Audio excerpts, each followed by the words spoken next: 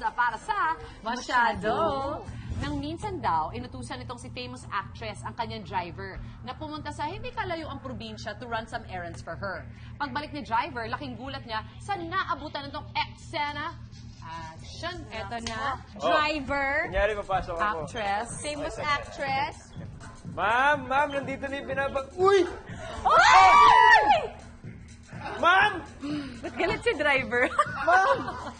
Hindi ko kinakaya to, ma'am! And Ano cut! nangyari? Bakit nakapikit? Nakaano lang.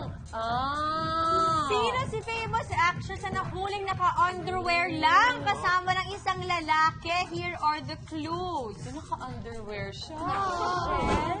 Boy. Tren? Oh my God. Sino yan? Kaya pala ganun yung reaksyon naman ng driver. Sino si Guy? Kilala natin. Anong makita? Alam mo, bakit ba? Porket ba ganun na siya, hindi siya pwede magkaroon ng love life? At least, sa cannot tagal have nilang fun? magkasama. Oo. Nagkakalab pa rin ng ano, di ba? Ang pagmamahalan. Yes. Hayaan natin sila, kasiyahan nila yan. Tama. Yun nga lang ay nahuli siya ng Driver. ganun lang ang suot. Medyo Pero awkward lang. makaka-move on din siya dyan. So, itong chismis na to, galing kay driver.